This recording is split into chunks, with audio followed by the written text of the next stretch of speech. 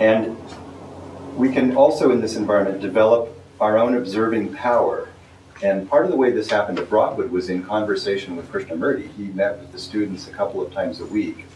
He really was different with students. He was very affectionate and very humorous, and he was lighter. He wasn't as harsh as he could be with grown-ups, or as frustrated in a sense.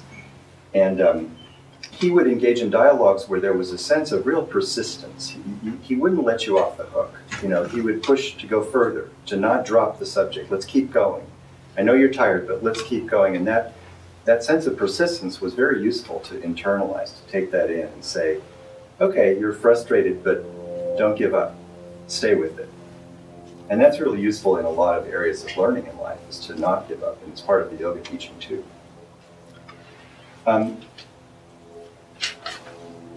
Another idea that I think came out of that environment was the idea of seriousness. And serious is a very serious word, and I don't mean it exactly in that way.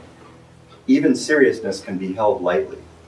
And that reminds me of the yoga teaching, which the words are sukha and sthira, meaning a kind of firmness and gentleness being cultivated at the same time in our attitude toward ourselves. So even if you look at a yoga pose, there's a firmness in it, but there's also a real sense of ease and kindness that's brought into the action. And Brockwood had that feeling of firmness of intent, but also an ease, a kindness, a warmth, a kind of forgivingness in the spirit in which it was done. Another feature of that learning environment, in which I think all learning environments, I can give you an example of this, is intimacy. So yesterday I was teaching a series of classes to high school students about drugs, and it was in their health class. And the stratified culture in this particular school was the kids from affluent families and then the Hispanic kids who were living in worlds that were infested with drugs. And they asked different types of questions. And some of the Mexican kids were really apathetic at first and disengaged and wanting to go onto their iPhones. And as I walked through the aisle of the classroom and would stop in front of the desk and really address them and look and ask them a question, and then they would make a comment and I would say something like, you know, that's exactly right, and look at them and come toward them. All of a sudden something else came out of the student that was, you're really connected to me, you're treating me as an actual human being, that you care about what I just said, etc. So there was a relationship where, and for the rest of the class they were right with it. And so that's an example to me of intimacy that can occur. It occurs in the office with patients, very much so, and it occurs in a teaching setting too. And Brockwood was full of intimacy. Krishnamurti was very intimate in a certain way, and the relations between students and teachers, students and other students, had a quality of real contact that was very special, and I think sets the tone for genuine learning. And that's what Martin Buber called the I-thou relationship, where you honor the other person by giving them your full attention. You can do that with a student. Another feature of a learning environment is a place where there's what I would call real speech. This is something that Nietzsche talked about. He said that 95% of human interaction is chit-chat, and he wasn't interested in it. He was only interested in real speech. And for, I think, many of us, probably in a setting like this, that's all we're really interested in too. A place like Brockwood has an unusually high level of real speech going on. So if you sit down to have lunch with someone, you don't know them that well, magically, somehow you're in a real conversation with them in a few minutes about something real. There's a point of genuine contact. You're involved, you're interested. It's not gossip. It's not about other people who aren't there. And it's not superficial. And that really creates a wonderful environment for learning. Another feature of a learning environment, and this is whether you're a student or an adult living your life, is non-comparison. Krishnamurti was very strong on that point, that every comparison made between two people is wrong, it's a mistake. I would say it's a perceptual error. There's a phrase from the Bhagavad Gita that it's better to fail doing one's own dharma than it is to succeed doing someone else's. And so to have an environment for learning where there is absolutely no comparison between two people, I think sets the stage for an entirely different approach to learning. Because every time, and this happens with my patients, every time there's envy or there's comparison with someone else, we're only getting a very small bit of the picture, and it's all based on imagination. And it's been said that if you could take all of our sorrows and put them up on a long pegboard, and then look down the line, you would just take your own right back as soon as you saw what everyone else's life really was. And once you understand that, you don't envy anymore. You don't wish you had some other circumstance, but you can say this life, this particular life is the one that I am so grateful for, and I'm really glad that it is this way, including all the pain and neurosis and difficulties that I might have had. It's brought me to this moment. And that comes out of an atmosphere of non-comparison. The next topic I want to touch on is the idea of yoga, because it was really fundamental to Rockwood. Even though it wasn't talked about very much, we all had individual yoga lessons every week. And that's not, and sadly it's not true now, although they do have a yoga teacher, but this really grew out of Krishnamurti's own life. And he wasn't much to talk about himself personally, but he practiced yoga every day. And his great teacher was Desikachar. I don't know if you all know the story of how that came about, but he had been injured studying with someone else, and then had gone to Desikachar's father, Krishnamacharya, the great yogi, who said, "I won't teach you, but my son will." And this was Desikachar's first important student, so he ran to his father and said, "What do I do? There's this important sir there, and I have to teach him." So that's how he started teaching. And Krishnamurti himself was a really good yoga student. He, despite no authority, despite no guru, he had real reverence for the teacher. He stood up when he walked in the room. He did everything he was asked. He practiced every single day. So his behavior was very reverential toward this. And he felt it was an important aspect of creating a healthy body, a healthy mind, having a mind that's stable as a platform for learning, that if the mind is turning and churning and confused, there's no basis for directing it toward anything useful. And in yoga, of course, the first step in the Yoga Sutras is the stabilization of the turnings of thought. So the practice itself, even if you don't go into the theory behind it, is designed as the first stage to stabilize, they call it dharana, the ability to direct the mind without wavering, which is really useful if you're going to study anything in life. So it was a very important part of the school for young people to have that experience of their body feeling different, that you could yourself do an action each day that would change entirely the way you felt and would take your mind from a place of more confusion to one of more clarity. And so this was an important aspect of it. And that brings us to the idea of practice, that learning requires practice, because we are practicing something all the time, every day anyway. My patients come in and I often have to ask them to tell me what they do all day, every day, from the moment they wake up till they go to bed, because they're practicing all day. And often those practices are not skillful. They're not practices that lead toward happiness. They're not practices that lead toward clarity. So we have to start with the simple practices of living, from waking up. What is the first thing that you do? Well, if the first thing you do is go to your computer, which is an increasingly common first thing to do, you're beginning the day with distraction, with entertainment, with worry, with concerns about the future, with news that you have to then carry with you. So this idea of practice is looking at one's actions, and that's in a school like Rockwood, you can look at it because you're all living together, so the communal living is part of what you're all observing. How do you eat? How do you clean up? How do you prepare food? What do you do before bed? How do you sit still during morning meeting? How much media consumption are you allowing yourself, and what kind? Are you reading novels that are dime store novels, or are you reading great literature, and what effect does that have on the quality of your mind? So practice is an idea that I drew out of that educational setting, and I use it continually with my patients. And it's really radically changes people's lives often too. People predict that change in behavior is going to be difficult. They say, this is going to be difficult. And I say, no, it's not difficult, it's different. Difficult is something we bring to the picture, and it's what in psychiatry we call resistance. I set out for it to be difficult. I create this inner resistance, and then I experience difficulty. But if I don't create that, and yoga is one way to reduce the resistance barrier, and I simply was on this path, and now I'm on this path. Yesterday I drank soda all day, and Dr. Weininger told me that's not a good idea. Today I drink water. It's just different, right? So maybe there's a little craving or a little loss or something, but it's not very bad. Yesterday I watched TV. Today the TV's turned around, covered over, and has a plant on top of it. And I'm reading Tolstoy. It's different, you know, and then all of a sudden something else opens up because they have space that wasn't there before.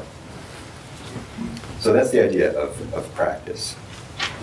And the final thing I'll say is to talk about a certain paradox that I think exists in Krishnamurti teachings and Krishnamurti schools, or at least it did when I was more involved. And that is this idea that, as we probably all know, truth is a pathless land. And that was a beautiful thing Krishnamurti said. Truth is a pathless land. I think it's just profound and poetic and wonderful. Another thing he might have said, or I might have invented that he said it, is truth believed is a lie. So that if you come to a discovery and you immediately, as soon as you turn it into a belief, it's no longer true. It crumbles like dust in your hand. So the truth that is valid is the truth that you can recreate and rediscover in every moment. So there's no need to believe anything, and there's no need to remember the 10 Commandments or the Yoga Sutras, because you can reconstruct it starting in this moment by asking, I want to be happy. And then you can just devise the whole thing from there. So the paradox that I'm getting to is the idea that, okay, there's no path, there's no guru, there's no teacher. However, there is, because if you want to become advanced in yoga, you have to have a teacher with a very deep relationship with you over a long period of time, identify with the teacher, practice assiduously, have faith in the teacher. This is all absolutely true, and it doesn't matter whether it's yoga, music, art, medicine, science, learning to be a psychotherapist, profound years of mentorship, trust, teachings, the formalized teachings, the identification with the teacher, although you can eventually let them go and transcend it. So if one were to stop at saying, truth is a pathless land, there is no teacher, one could be ultimately a dilettante in life, because there would be no deep path, no mastery of anything. And I guess I could end by saying I think everything true is paradoxical. And so it's possible to hold both of those facts at the same time, that there is no path fundamentally. And there are many paths and we need to follow them a long way. Well, you brought up some wonderful points for us to discuss. And I know both of you will have a lot to say about that, because you're running schools with young people, and at some point someone might say to you, well, has anything changed? I just want to comment on two things. One, the last thing that you said, I think Krishnamurti emphasized so much the trust between the student and teacher, and that if that exists, then the student can learn from the teacher. And I think you've illustrated that. And then the other thing that I just want to comment on is you talked about the seriousness. And when I was introducing the three of you, I wanted to say that there's something very serious about David Moody and Prof.Krishna. And that seriousness is something that obviously Krishnamurti recognized early in life, because they were not chosen to run the schools just because they were in the right place at the right time, or they were the only ones available, though sometimes I could actually laugh about that and tease David and say, well, you were the only one that was willing to do it, but that's not true. It's precisely because of that seriousness. They took it so seriously. And having known these gentlemen I've known David and Professor Krishna now for over 30 years, and they have devoted their lives to education and to thinking about this. Everything that has gone into their books, and they're talking about Krishnamurti's philosophy, it's all there. We're still all thinking about it and having dialogues about it. So David, I think you'll have a chance to come back to what you feel maybe we have accomplished or has been accomplished in the schools, but I think Professor Krishna can now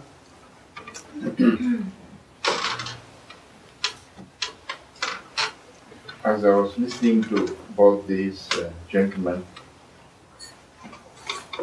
I felt that something that ties up with what both of them have pointed out about the Krishnamurti school is the central fact of wanting to awaken the intelligence of the child. If one is just passing down information, giving answers to various questions and so on, it does not awaken the intelligence of the child. And David rightly pointed out that he ought to be able to see for himself connections between things which are otherwise appear diverse to him. Now, how does the human mind make that connection? If you're going to point out all the connections, you are just going to describe to him what actually takes place or what is known. And when we do teach what is known, and there is always a content, course content to be covered in the school, but the total amount of knowledge that we are going to give to the child is zero compared to all the knowledge out there. So what is of importance is not to give more and more information, more and more knowledge, but that small zero of knowledge which you are imparting is imparted in such a way that it creates in him both an interest in learning and also this ability to have insight for himself and the art experience. So that's why even when one teaches Newton's laws, one doesn't just teach it on the blackboard and have them memorize it in order to reproduce it in an examination. But you make them go to the laboratory and do all those experiments and want them to verify for themselves that what has been taught is actually true. And somewhere when they keep doing that, they have that aha experience which you mentioned, where their mind says, that's what it means. And that moment his understanding of that phenomenon goes deeper. Krishnamurti always emphasized the importance of creating a learning mind, not a knowing mind. A knowing mind has a lot of information stocked in memory. And there is also the intelligence of thought, which is how to use this information to solve problems. That's one aspect. But there is this other intelligence which is holistic, which sees connections between diverse things. And that's only possible when you don't divert the child's attention only in one particular avenue of either mathematics or physics or biology or English literature, but expose him to a whole variety of things which are necessary in life. So it includes sensitivity, it includes beauty, as he pointed out, and all that sensitivity comes through contact. It doesn't come through speaking. As the famous saying is, that you may teach what you speak, but you educate what you are. So the child is educated by what he actually sees going on in the school. Which means we are all responsible for creating this atmosphere of learning, of staying with questions, of seeing connections, of learning for oneself and not depending only on the teacher or on the book as the source of learning. Which doesn't mean that the teacher or the book are not necessary, because knowledge is also useful. It provides the context in which the questions arise in your mind. But then if you seek answers only in the book, rather than thinking them out or discovering them for yourself, then you don't come to a mind that is insightful or intelligent. So you can have a mind which is extremely knowledgeable, and therefore like an encyclopedia, it can answer every question, but it's not necessarily intelligent. A computer is not intelligent. A computer functions mechanically, but it stores a lot of memory. And we don't want to make a human being into a computer like that. So what distinguishes us from a computer is this capacity to relate things, to be aware, to live with questions, to discover for oneself. And all that is also, of course, necessary not only in the academic quest with which school life is concerned, but also in the religious quest, in understanding oneself, in observing what goes on in your own consciousness. So you see the connection between, let's say, things like desire and frustration and boredom and anxiety and worry and fear. So they are not separate things, but they are all connected with each other, and one leads to the other. And just as there is causation in nature, which science studies, as to what creates, what is the cause for, and what is the effect, and so on. In the same way, what Krishnamurti pointed out was that there is a causation in our psyche. If there is anger, if there is violence, if there is division between me and you, there is a cause for it. And that cause is usually lies in illusion. And when that cause is eliminated through the quest for discovering what is true and what is false, then the effect automatically ends. So that is part of self-knowledge. In the school context, you can't do that with small children, but you can help small children grow up with an inquiring and learning mind. And later on, that same kind of inquiring and learning mind, rather than a memorizing and knowing mind, is applied also to these larger questions of life. So that you are not just directing him on how to cope with all these emotional problems that he experiences, but also to take the responsibility to learn about them and discover that there may be one's own contribution to creating those problems. Normal learning that happens in schools is usually directing the attention outwards. All the time the emphasis is on why how the sun shines, or stars twinkle, or why the sky is blue, or different species of life and biology and so on.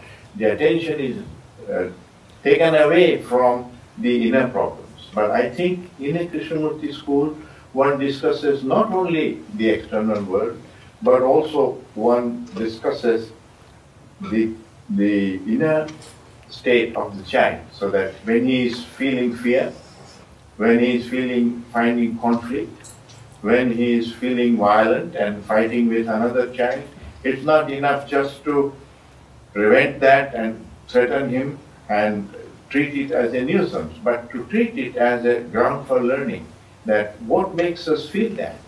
And you enter into a discussion with the child. It's not easy to do that in a day school situation, because the children are there for a very short time. But in a boarding school, one is all the time there, and on the play field also, in the hostels also where the child is staying. And so you are in contact with his emotional state, his family problems, and his difficulties with teachers and everything. And how you approach that teaches him also how to approach life and how to not just escape from problems which one sees within oneself, but to attempt to understand them and resolve them at the source. And this is something I think very few educational systems have attempted to do. Normally, they are quite proficient in the academic learning, and they want a child to be first-rate mathematician and first-rate at literature and so on. That is their emphasis. But in their understanding of life, in their sensitivity, in the cultivation of feelings of love and compassion, to which he referred, which is a form of sensitivity, and to beauty, which comes through nature or through art and music and dance and things like that.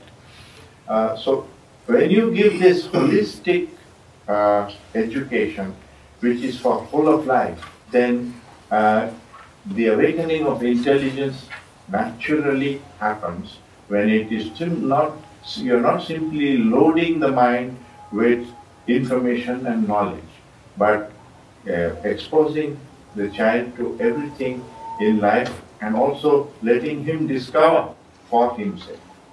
And I think that that is what begins this process of intelligence, which is linked with understanding and also eventually makes deeper insights possible. There are insights also in academics, but there are also insights in the religious insights. And an insight is something which is a bit mysterious. It is something that is not known and it's discovered. Now, how does the human mind, it is clear how the human mind can put two pieces of known to create another known. That is like 2 + 2 makes 4 kind of thing. But how does the human mind discover something which it didn't know earlier at all, or free itself of an illusion when it doesn't know that that's an illusion? So how does it perceive what is true and what is false? When it is not, the truth is not part of the known. It is something that is picked up from the unknown.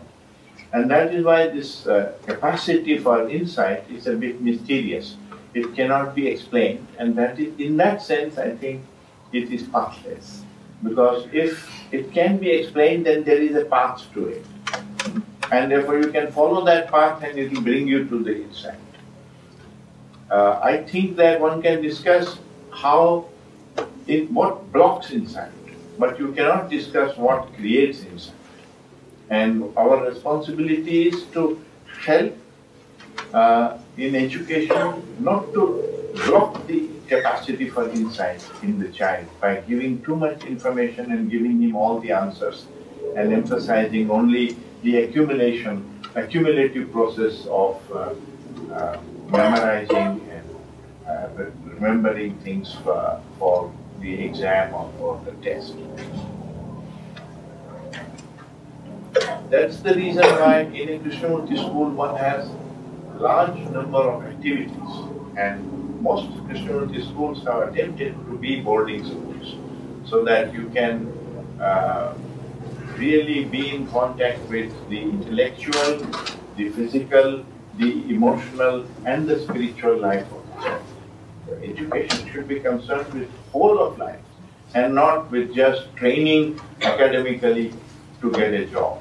And most schools or most normal education does not take that responsibility. It only wants to cultivate abilities which will enable this child to perform a job in society.